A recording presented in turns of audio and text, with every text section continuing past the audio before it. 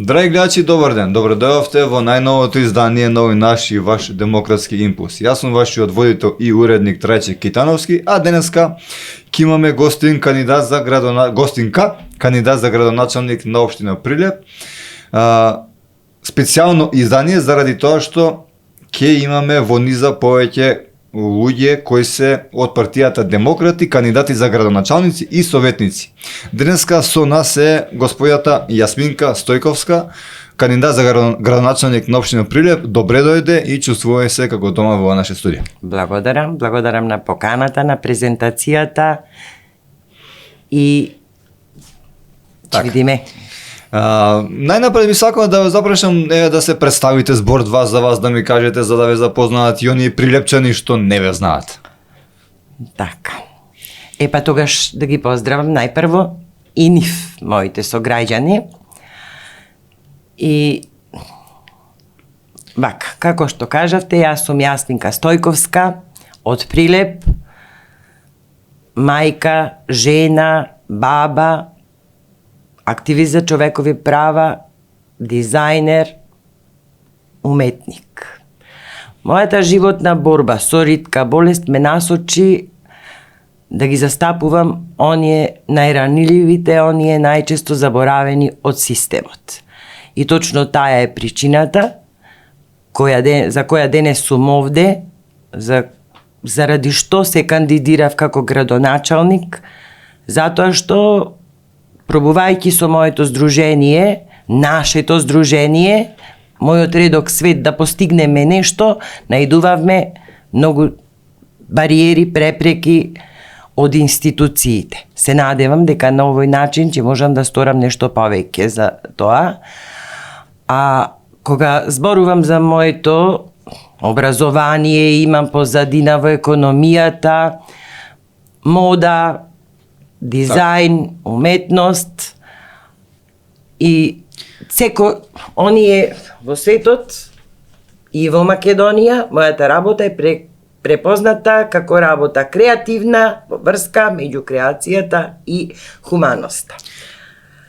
Вреди да се спомне дека вие сте претседател на Сдружение за лица со ретки болести и попречености. Токму и вие имате една таква болест. Може да ни објасните повеќе ако сакате. Секако. Се долги години, од мала сум била болна, болешлива дете, да речам израснато по болниците. Меѓутоа, за прв пат почнав 19-20 години да се јавуваат некои проблеми. Најпрво се насочија дека тоа е сето од тироидната жлезда, како струма дифуза, така беше заведена на мој 21 година, почнав да користам лекови за тироидна жлезда. Меѓутоа, со тек на време се воспостави дека тие симптоми одат на друга страна, сосема друга страна, почнав да чувствувам главоболки ужасни, веќе ништо не ме собира нозе, 2-3 броја на чевли, раце, прстени, заби, имам 9 интервенции на забалата. И во Македонија побарав помош на клиника за ендокринологија, овде бев здрава, како и денес, за овој систем сум здрава личност. Така да моите корени, мислам, јас сум потекнувам од мешавито семејство, србинка и македонец, имам војко во Словенија и заради тоа заминав во Словенија, војко ми гледа дека не сум добра, вика иди таму уште од врата ме препознаја, вика докторката имаш ти акромегалија, за овој систем јас правев магнетни резонанци, се појави некој тумор на таа хипофиза, вика дека е инциденталом, инцидентно нешто се случило, ама во Словенија потврдија дијагнозата, 2003 сум оперирана, 2004 на контрола во Словенија ме упатија поради проблеми со коски зглобови, да се упати на ИПК, јас до ден денеска за овој систем сум здрава личност, без ниту 1%, последно поднесов за на инвалидска комисија за инвалидска пензија пред сега имам некоја жалба или сум одбијана. Значи јас за овој систем дополнително сум преживеана од рак на бешика канцер 2022 од лани, може било подолго, лани откриена парализа на десно стопало од кичмата и јас веќе немам дел од хипофиза. Тоа е невидлив хендикеп, а веќе сум и видливо хендикепирана, можете да забележите дека јас имам проблем во движењето. Да, дојдовте со бастун. Не само со бастун, значи имам пајџа, не сум стабилна, имам може некогаш потреба, многу често се движам со помагала. Инвалидска количка или ролатор или такви нешта, ми треба некој покрај мене некогаш, имам додатни многу диагнози, ама за системот сум здрава личност. Вие за системот се здрава личност, Да. агромегалија спомнавте. Да. Може да објасните за нашите гледачи што поточно подразбира оваа болест? Акромегалијата е болест која е најчесто предизвикана од тумор на хипофиза. Хипофизата е мозочна жлезда која ги лачи сите хормони и која им дава наредби на сите жлезди со внатрешно лачење, на панкреас, на надбубрежна жлезда, тироидна жлезда, млечни жлезди, тести, машките, женски органи и сето тоа. А јас имав тумор, фактички акромегалијата е дека туморот ги опфатил тие клетки што се кај на хипофизата што лачат хормон за раст. Сега накратко и најлесно, како јас тоа го презентирам и го објаснувам. Едно бебе имаме и треба да порасне во возрасен човек. Секоја една клетка се активира. Не може дете, бебе да порасне во возрасен човек да нема промени на секоја клетка. А тоа сето оди така, цел живот сега хормонот за раст варира. Во еден период кога е најмало бебето, е висок, за брзо расти, нели, до година, после стагнира едно време, се намалува хормонот за раст, во пубертет расти, најмногу растат децата, така, пајџа, бремена жена една, носи плод во себе, што нормално треба тој да порасни. Исто така и тогаш хормонот за раст се активира за да расти плодот и можете вие да визуелно да видите дека една бремена жена може се разубавува, ама носот, ушите, некои детали во лицето дека не се семенуваат, што потоа после се враќа, например, на она нормалната кој се врата, да, нормалниот лик со нормалните вредности. Сега, кога имаме тумор на хипофиза, тој циклус не стопира, но жлездата лачи премногу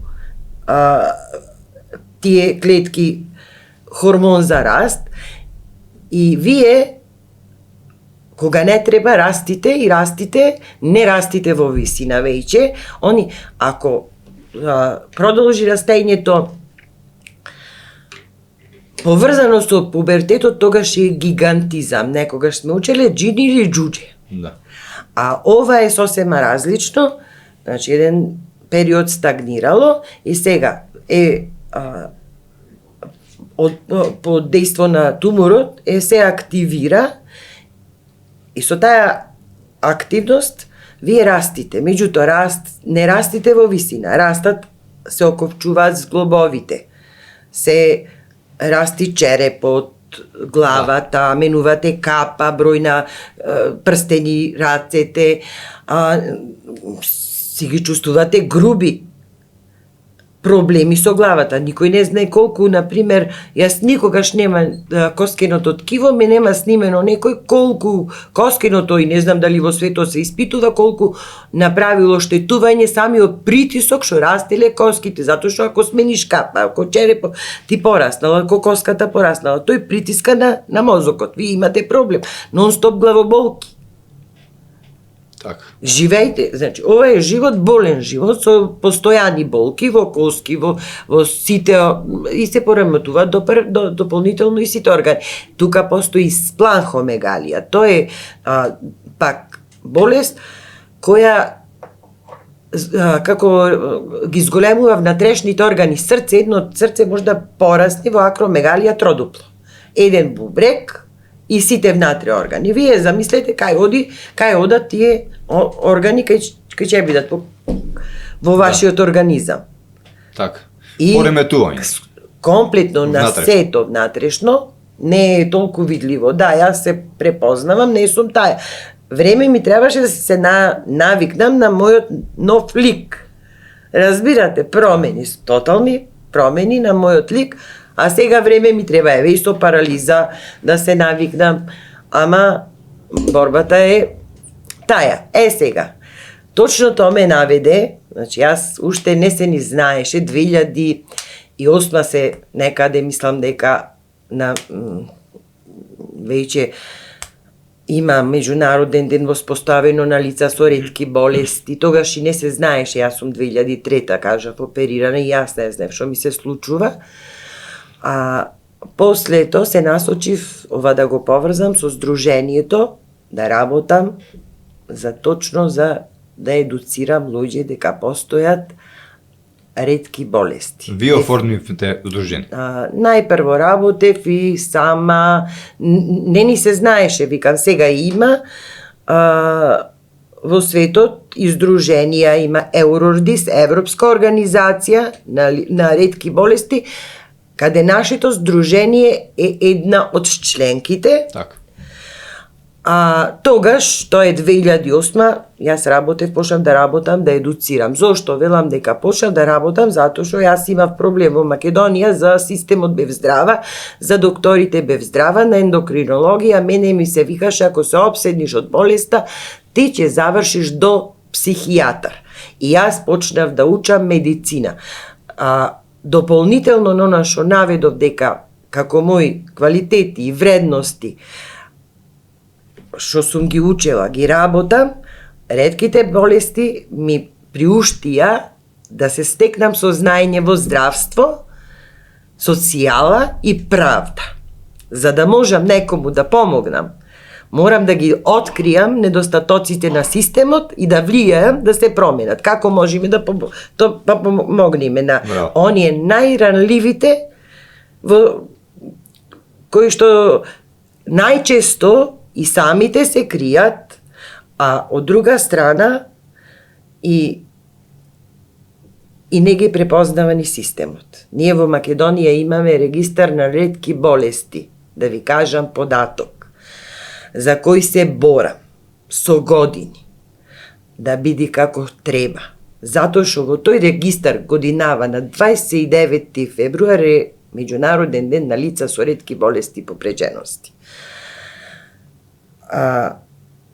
Во светот можам да кажам дека од 5 до 10-12% зависи која држава прифаќа дека има од нивното на таа популација процент на лица со ретки болести, да. Меѓутоа во Македонија во регистарот на ретки болести на 1.800.000 ние имаме само 960 пациенти кои се регистрирани во регистар на ретки болести. Тоа е 0,0, да. А инаку, еве, просек 5 да го земиме, значи ние че имаме 90.000 на 1.800.000. И сите оние кои ги викаме лица со попреченост, вие не можете да видите секојдневно, заради да објаснам подобро, ќе ви кажам дефиницијата дека 1 на 2000 жители, ако има некоја болест, тоа е лице со ретка болест. Има лице, лани имаше деца, 2, кои се нулта. први во светот со некоја болест. Ама има и на милион. Ама глобално дефиницијата еден е на 2000 жители. Што значи дека сите деца, лица кои ги гледаме со попреченост, со посебни потреби, па и делови од аутизмот има гранки. Аутизмот исто спаѓа во Даунов синдром. Има 5% од раковите, иде месец октомври, кој е месец на канцер, да кажеме дека 5% од раковите, од канцерите се ретки. Така да големо, ние ретки болести се 7.000 различни ретки болести, а може и повеќе, и ние сме многу различни, но исти во борбата. Добро представување, би рекол, стварно едно исцрпно, стварно имаше што да се слушне. Не знам зошто вашата болест не ја препознаваат како ретка болест. Може би имате дека не позната? Препозната е како ретка болест во светот. Има кодирање, точно кодирање, во светот има орфан систем по кодови. Секоја ретка болест си има орфан код, мојата ретка болест е 22. Пишете акромегалија, отворите Орфанет, најлесно е, секој може да си провери дијагнозата. Ако веќе ви е поставена добра дијагнозата и ќе проверите. Ако е ретка, ќе ви кажат дури каде се истражува. Многу е интересно тоа сега да се примени, затоа што сега со интернетов можете да најдете и точно каде да го упатите пациентот. Ме разбирате каде се истражува за некоја болест, специјални установи, истражувачки центри. Кај нас ги нема. Така. Ние научни установи нема. За жал. Би сакал малку да поразговараме пред да преминеме на политиката и на главната тема за која што сте вие тука и за вашето дело, зашто спомнавте уметник, вашето дело Предизвиците на мојот редок свет. Ова е книгата која ми рековте ќе ми ја подарите. Да. Зашто поточно станува збор ова Во книга? книгата, некој мислат дека е тоа автобиографска книга, меѓутоа, кога се разболев, јас имав моја мини фабрика со трикотажа, не знам дали нагласив што работам, реков дека сум дизајнер на трикотажа, прецизно наплетена, машински плетена гардероба. Меѓутоа, тоа не значи дека не дизајнирам и текстил, нормален текстил. И така, од мој 23-4 години почнав, тоа е љубов кон уметноста, кон дизајнот.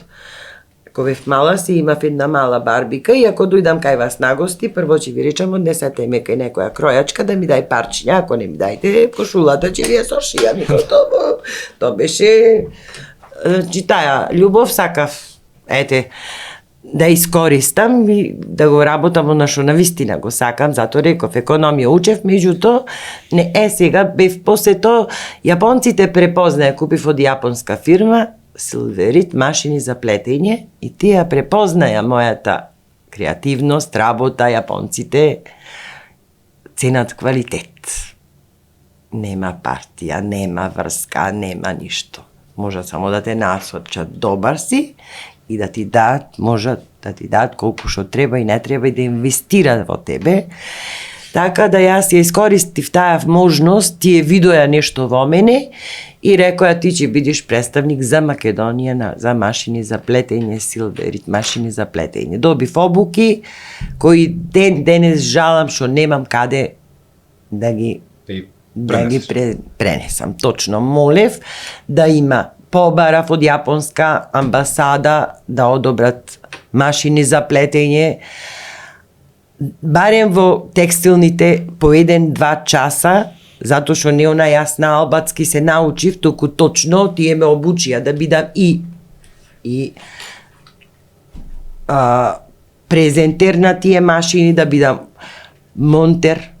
Вие ако купите машина, некој мора да ја монтира, ако ви се расипи да ја сервисира, значи еден технолошки факултет научив за да можам да работам Така. со нив.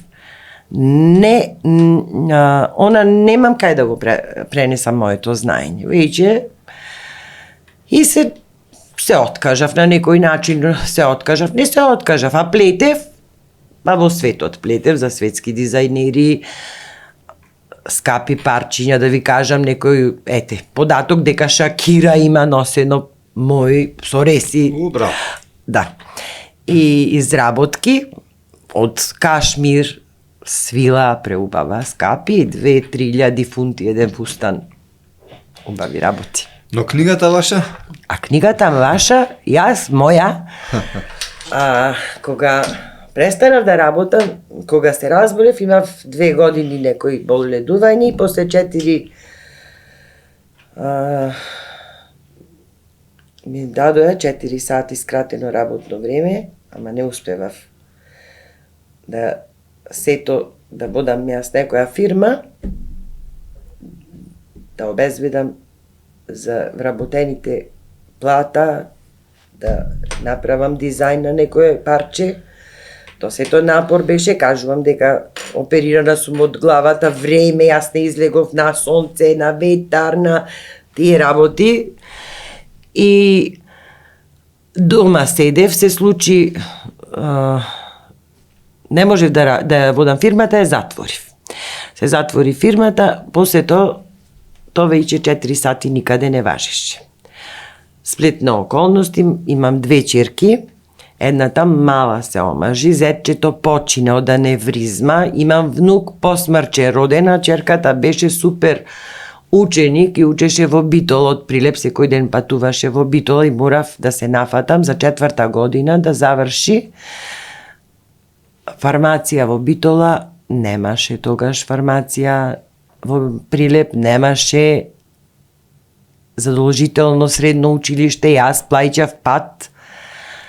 Во меѓувреме се разведов, сплет на околности, децата ми ги доделија мене, јас бев многу здрава, наместо јас да имам некој асистент покрај мене во ова држава, јас бев фактички си ги гледав своите деца сама, ама еве со сплет на околности добив и внуче. И мене велам, јас сум мајка, жена, мајка и баба на 3 внуци и го имам целото богатство. Најголемото богатство во светот. Нема поголемо богатство од децата. Го чував внук ми, за да оди черката на работа, пошто почина зетот мораше да се социализира, ја тера да оди на стажирање, да почне во аптека да работи, па се запише на факултет радиолошки технолог, заврши и сето тоа време јас морав дете да гледам, внукот имаше детска астма и не може да работам и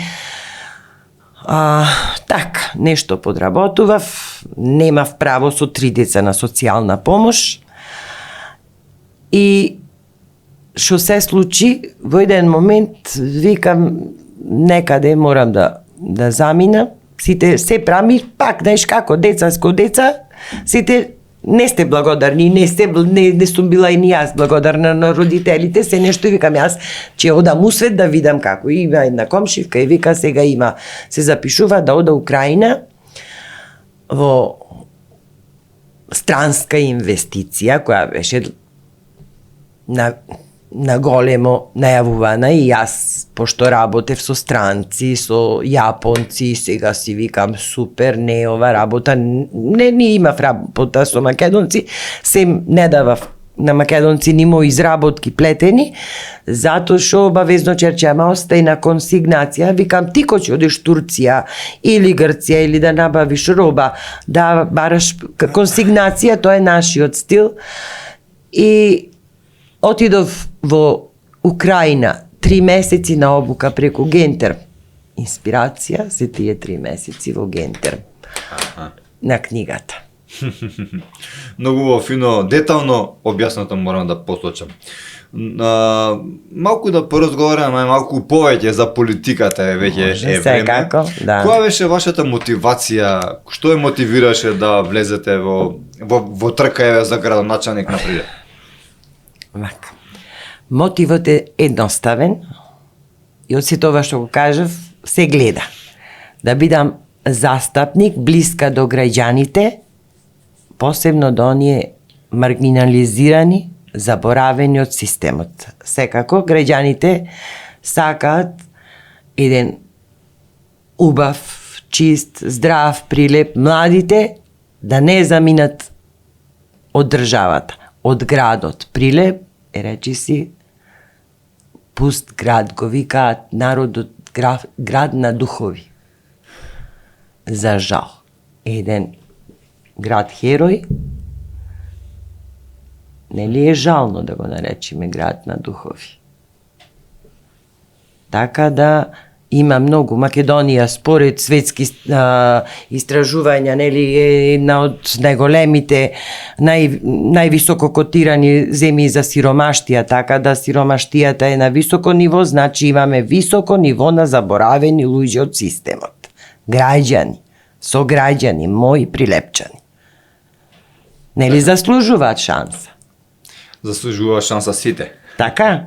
И вие младите да останете овде и да бидете горди што се сте македонци. Би се бореле младите да ги задржате во Прилеп? Секако да. Кои се основните принципи врз кои се заснува вашата личност, кои ги поседувате вие како еден човек и како еден политичар? Зашто луѓето би гласале? Затоа моите принципи се дека еден човек, вредноста на еден човек се мери според неговата честност и човечност. Се разбира, тука би ја додала и транспарентноста, нели? И така да во мојата, ако добијам шанса, ако во мене препознат моите прилепчани, добар кандидат, добар градоначалник, секогаш тие ќе бидат на прво место. Јас никогаш нема да се борам за поединци, за челници, но за граѓаните од градот Прилеп, за моите сограѓани. Така. Зошто демократи? Зошто партијата демократи? Како се случи соработка со оваа партија? Не знам како се случи точно да кажам. Некако, може и јас привлекувам доста давам критики на социјалните мрежи. И тоа да потенцирам дека причина, ако ме прашувате, и една од причините зошто се кандидирав за градоначалник. Кажав дека најавив со тоа што не ми дадоја инвалидска пензија, меѓутоа тоа нема никаква врска, да кажам. Но мотивот е што години наназад, еве таа книга е издадена 2020, многу пред време е пишувана. Јас години наназад зборувам и критикувам некој систем. А сега, преку демократи,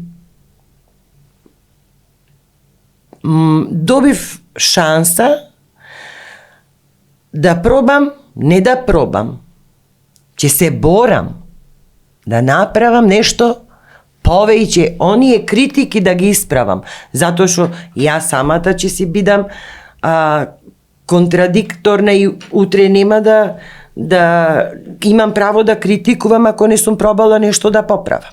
Гледам во вас некаква одлучност. Да. Одлучни сте. Одлучна сум. Одлучна сум, затоа што губам јас верба во системот, губат младите верба во системот, јас многу деца што ги застапував со ретки болести заминаа од државата, ако ништо друго се преселија родителите во Скопје за поубава шанса. Децата нас ни се лекуваат преку донации. Не можам докторите полагаат заклетва за да биде тајна вашата болест, а секој втор пост на Facebook и на социјални мрежи вие на некое дете гледате слика од кој како го штитиме од тоја болест, да го градиме. Точно на тапета го ставаме болното дете за да донираме. Дали треба така да се лекуваат? Дали ние имаме добар здравствен систем? Така. Мораме да го менуваме. Но мора и не само како јас како градоначелник, ете, може ќе прашате, и вела, ти немаш советничка листа, стоиш сама, како то, ти нема, јас сум, треба да бидам мост меѓу граѓаните и институциите, локалните, републичките институции, нели така? Кој друг ако не? Прво, може и градоначалникот и не треба да биде политичка личност, треба да се бори за сите, јас така сметам. Премиерот, например, кој станува премиер, забора твојата политичка позадина, затоа што си денеска на сите ти премиер, цела Македонија. Градоначалникот исто. А во Демократи препознав дека јас сум автентична, можам да бидам автентична, моите независна, моите мислења да се уважуваат и сите, како колку ги запознав и другите кандидати за градоначалници, се исто така, па и Јорго Огненовски, имаат иста таква насока, за да се направи Македонија убаво место за живење. За секој да биде виден, и слушнат. Но можете ли да ни кажете дали постои нешто кај таа политичка партија, кај Демократи, нешто што се разликува од другите партии што сте го виделе таму, што го не сте го виделе во овие останати партии да се кандидирате, например, меѓу другите партии? Сакате да ви кажам нешто. Не. Кога пишував книгата, не знам, доста време постирав, јас ви кажав дека мојата ќерка има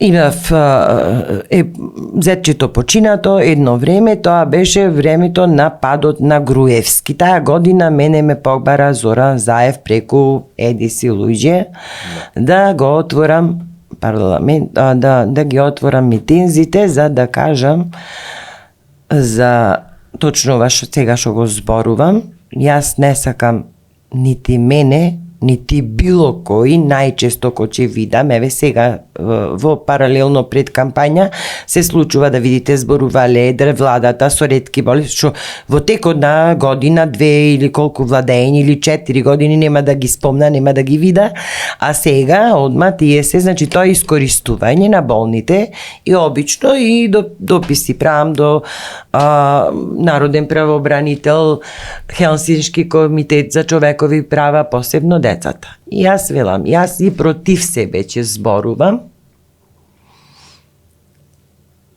ако не сум во право. Така, нема што да се бранам. Ако не можам, а ќе се трудиш да можеш. Значи, сакам да кажам дека сакаат да злоупотребуваат исто и левица, проба и така, не да не ги именувам, а ова не се случуваше со Демократи. Значи, една добра конверзација дека сакаме да биде државата здрава, на здрави темели, дека еве сега конкретно за локалната самоуправа, дека потребно е децентрализација на локалните самоуправи, дека треба автономија, да може сами да си донесуваат некои одлуки. Јас велам во Словенија, кога бев, се имаше референдум дали да се изгради црква. Значи сега во Љубљана народот си одлучува дали му треба црква, дали му треба старски дом или центар за лица со попреченост, или да не ги пропуштиме центар за жртвите со семејно насилство. Дали треба развој на економијата, што Прилеп како поднебие нуди како ресурс, оти ние не можеме да се подприме на странски инвестиции. Денеска тие се тука, утре најдуваат нова поевтина работна сила и заминуваат. Колку мина остануваат надвор невработени? Каде тие? А ние ја имаме Пелагонија. Ние ја имаме во Прилеп. Прилеп требаше да живе од мермер и тутун. Ние во Прилеп немаме уметничко училиште за обработка на финален производ од мермер. И туризам. И туризам, да, па сега скоро ја гледав таа мома скулптура, вика, неголемата може свинга во светот, народот не јазне, имаме толку убави кујчички. Има, идеи има, сега не сакам и да ги кажувам своите идеи. Знаете шо, во овие години партиите ми ги крадат идеите, и сега ќе ви кажам дека во 2000, сега не знам, да не кажувам точно, моите идеи и она што го правам за лица со ретки болести е на светски рамки запишано.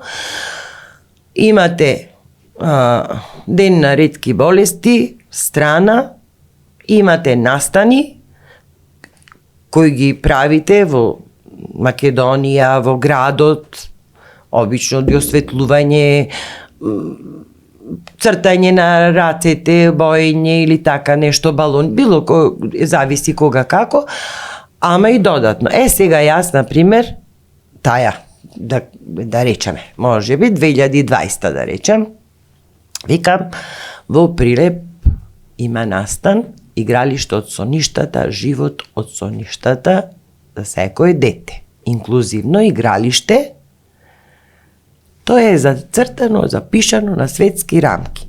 Инклузивно игралиште за сите деца, меѓутоа, то беше и символика. Треба да се направи во Прилеп. Нема такво игралиште.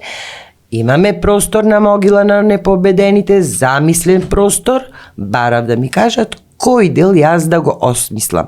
Видете, јас сум дизајнер. Дизајно го има насекаде. И ова е дизајн, и ова е дизајн.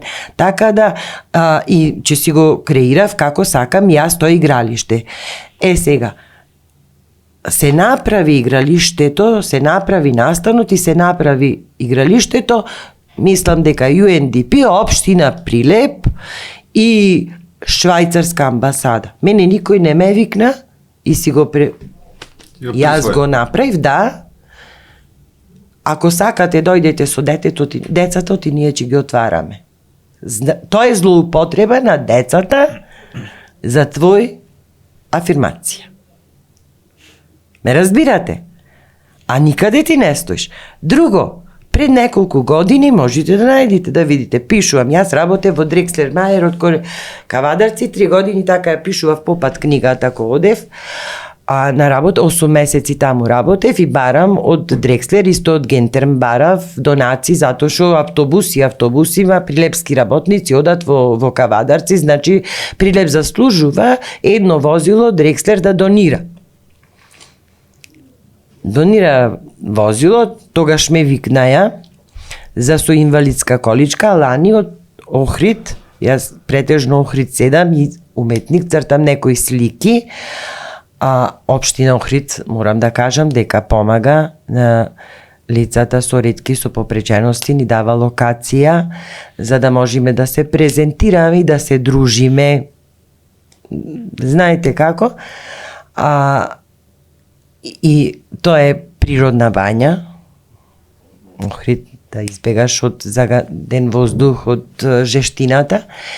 Сега, што се случува? Јас лани беше во август месец, не можам недела дена да станам од кревет со кичмата скроз. И така се откри дека сум парализирана после. И викам, јас издејствував, Дрекслер Мајер нас ни донесе возило во Прилеп и се јавувам во Прилеп, а до тогаш не знам никако се користи, се јавувам како може мене да ми помогна да ме зема со возилото. А не, вика, тоа е возило за 8 души и една инвалидска количка само за излет или не знам зашо. Ти го донесе? Не ме донесе. Јас пишувам. Ти го донесе. Да. Не. И не е то поентата. Поентата кој е приоритет на работа? Приоритетот е болен човек или излет или групно патување. Јас го донесов и ако видите, ќе видите дека на едно дете имам таму слики, имам снимки, детето има болест со мускулна атрофија, што не може да си ја држи главата, мускулатурата и вака држи, нема шансова кракават, не можевме со што да го однесиме да му мерат во Славе, овие заводите кои сте за помагала. И сега, викам, ни треба возило. Градоначалничите, погледнете го, детево, за него ни треба возило. Значи, јас ја знам наменава зашто ни треба. Јас не го видов во Прилеп ни да речам по улиците, малку излегувам. Се движам со такси, не можам да се движам многу. Гледате, ограничено ми, од лани ми е ограничено движењето, но успевам некако да се борам и да се справам, не се предавам. Ви помогнал градоначалникот? Кога? За детето, за возилото. Дрекслер го донесе возилото.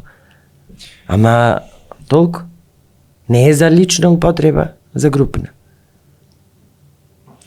Кажете ми, која е вашата визија за наредните 4 години кога ви станале градоначалничка на Прилеп? Визија. Мојата визија е Прилеп да стане чист, модерен град, каде што младите ќе сакаат да останат и каде што секој ќе биде виден и чујан.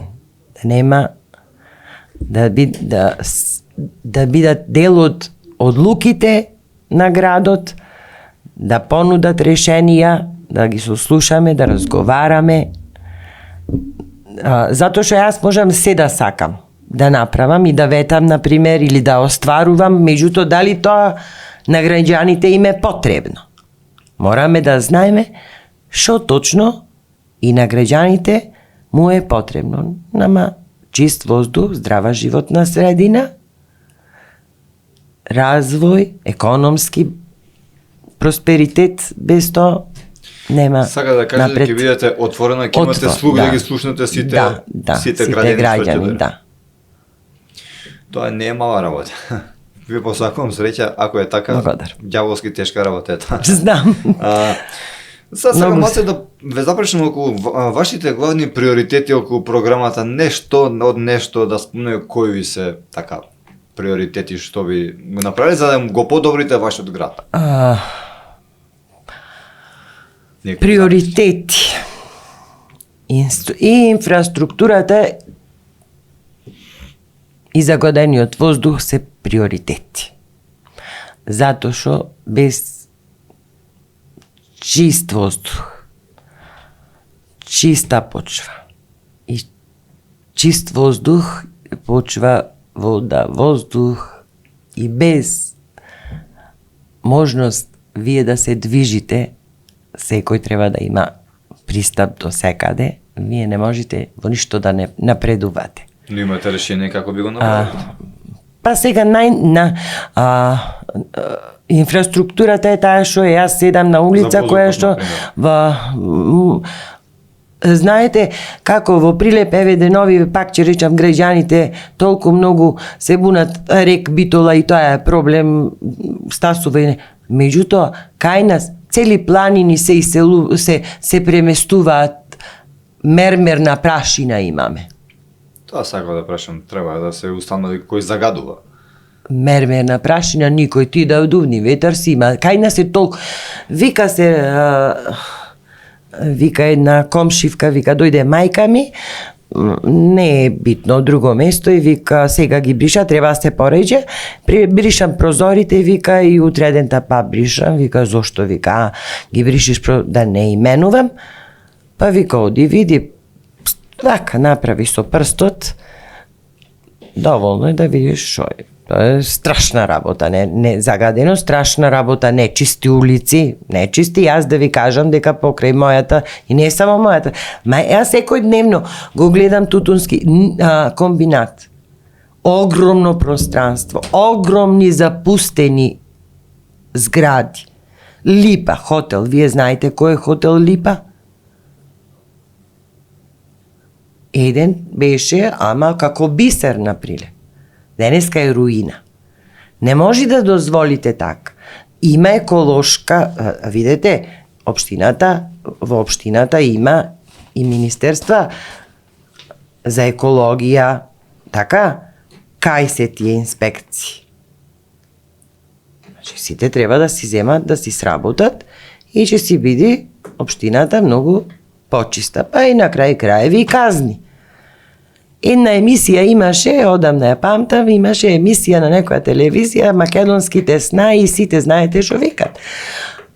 Македонците се многу вредни, македонците се многу вредни, ама до портата.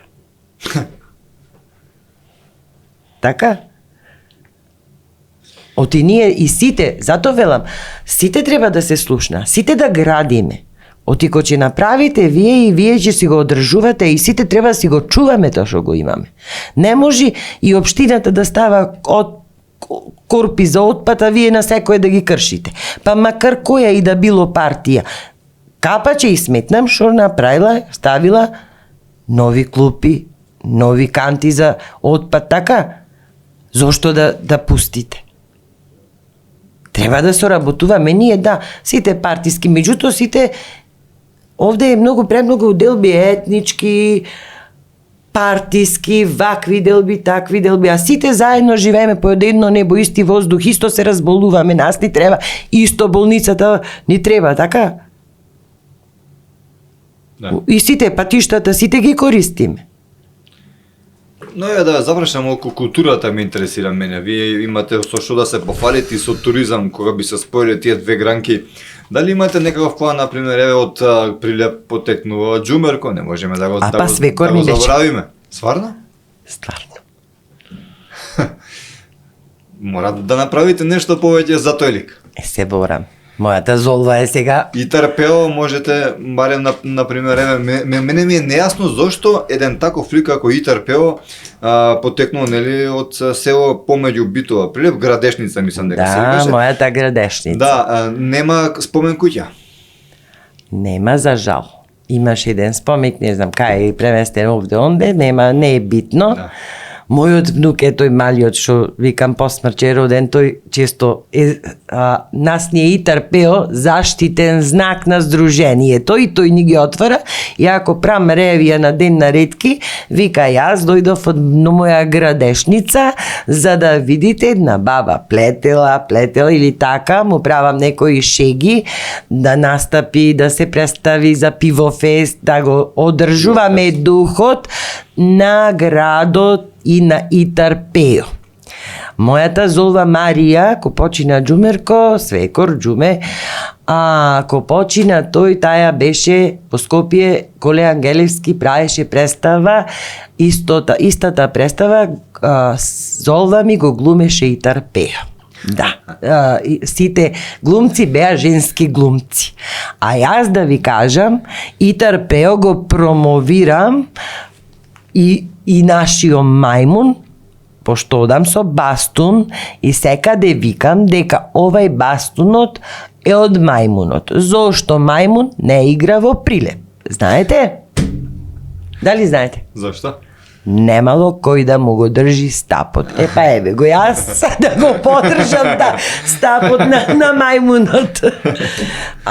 Прилеп е страшна работа за децата, за младите, нема младински центар, нема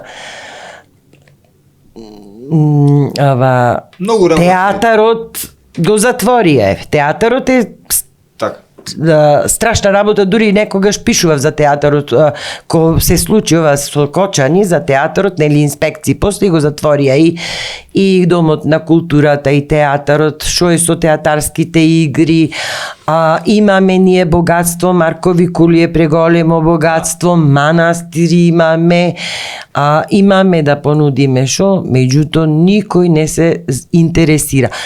За чудо големо сите зборуваат за некоја градежна мафија, а јас викам дури Прилеп не го сака нити градежната мафија, затоа што сите,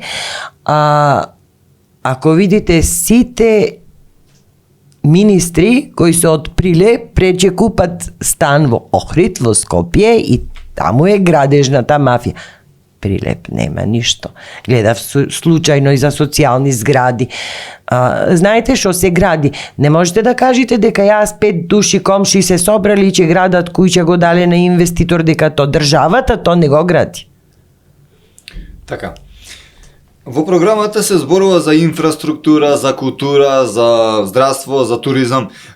Може да ни наброите 3 проекти што би ги направиле за да се подобри Прилеп, например, вака? Социјален град. Социјален град Прилепе. Ќе кажам дека сакам да се воведи некоја социјална продавница како начин да се помогни. Интересно. Да, на загрозените, да можат барем основните продукти да се набавуваат. Општината би го направила? Па сега со соработка со производители, во соработка со и локални маркети, во соработка така со големи, ние во Прилеп, и то да кажам, дека во Прилеп немаме Рамстор, немаме Lidl, немаме Тинекс, не знам таму Вајкик или ова. Ние прилепчани се толку на тој степен дојдени што тие одат да пазарат во другите градови. Битова. Да. Прилеп нема едно јавно WC. Пазете, иди туриста и нема каде и моли во продавниците или во маркетите или ќе седниш. Инфраструктура. Вака накрасно кажувам шо не мора да биде стрикно за ова. Да. Вие можете да утврдите кој за шо е наменето, меѓутоа има многу проблеми, треба многу средување, јас велам ќе работам, ќе се вложам себе си за тоа да биде исполнето. Социјална продавница, битно е да има центар за жртви на семејство, насилство и исто така помош за лица со хендикеп. Рачунајте дека јас денеска сум вака, утре ако сум комплетно непокретна, каде, во кој центар јас ќе одам? Ќе останам на терет на моите деца. Значи, тие треба да не ода на работа. Тие си има деца, децата нивни се болни, некогаш тие се болни. Кој те толерира, приватник? Мене последен пат ми дадоа дизајнер, бев отказ ми дадоа затоа што не можев да бидам, да одам на работа, бев на боледување. Ко појдов во инспекција да пријавам, ме отпушти од работа при боледување. На боледување ви да се отказ? Да. За време на боледување? Да, за мене короната почна на 10 јануар 2020. Ко почна 2020. Сега, бев до 15 на боледување, до 15 март на 16 почна карантин. Во меѓувреме, во тосето време што бев на боледување, јас добив отказ. Дека јас немам боледување, сите тие, јас не можам некого му да натерам, дајте ми документи, одиш на комисија и тој ти вика че ти се јавам кога ќе биде готови, така? Да. И тој ти вика газдата немаш. Мене не ме затоа викам, ко сум способна за работа, мене никој нема вака да ме толерира. Како може и така? Секој има право на боледување. Кога е болен, одам во трудова инспекција, пријавувам. И вака ми вика, ти одиш на работа да работиш или да одиш на боледување? Па велам, јас го користам, одам на работа за работа. А се беше до тока штупер. Одлично, те баравме. Пјаши си заминев може и на Малта. Те баравме, те сакавме, ама после многу ни е жал. Ти немаш боледување, многу ни е жал, па се мачиш, те гледаме. Знаеш како, па на емоциите фајча, дека тој толку многу те жали. И дојдов кај. И одам кај инспектору го зема телефону и ало, мајката исто има конвекција од газдата, ало Даниела, дојде работничка да пријави вака и вака. Треба да се јави или да појди директно таму да види шо е во списите, дали су, како е шо е. И кога се вратив на работа, успеав да се вратам, успеав да се пониште, ја ги чувам тие документи, многу работи чувам. Кога се вратив, на работа ми вика, дали ти утре ќе можеш да ми кажеш дали утре ќе бидеш здрава за да идиш на работа. Се чута. Мајка и син има две различни фирми, јас мајкава ме вика на разговор. Чутам, уште еднаш. И вака викам, слушајте, викам, и ми вика вака, ти ми го одземаш времето на едно просто прашање, не можеш да ми одговориш. И јас толку борец за човекови права. Викам, вие ми го одземате, мене времето, во кој својство јас сум дојде на кај вас на работа.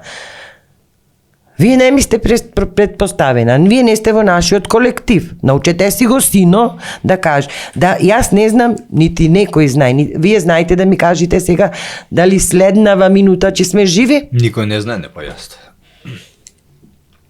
И така, и тогаш и докторите ми рекоја, тужија државата затоа што боледувањето, па ми го прекинаја, како и шијалгија, и по нивниот прирачник било месец дена да сум на боледување.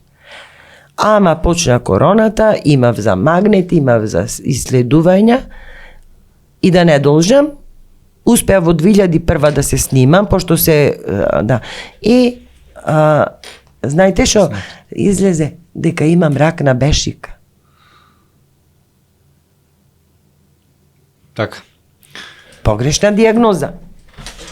Господја Јасминка, јас само сосема на крајот би ви посакал среќа и би ви поставил последно прашање, тоа е да се обратите слободно кон вашите прилепчани, зошто тоа они би гласале за вас, некоја завршна порака?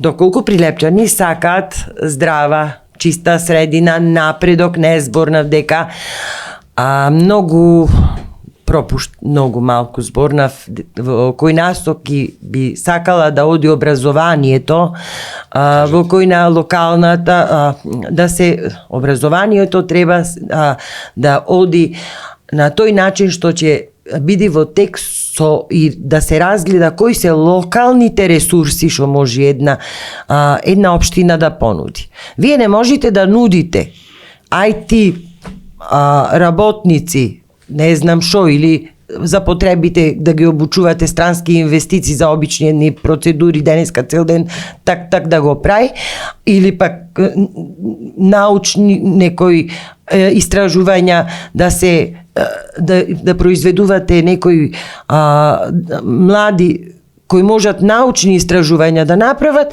а вие не му нудите каде ќе го вработите. Значи треба да се направат или развојни институти.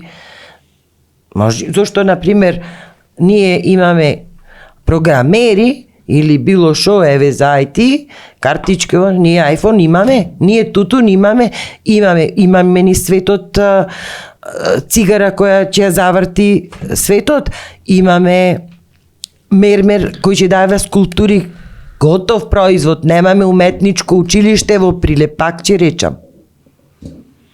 Но што е тоа што ќе ги натера прилепчани да гласат за вас? Завршната порака.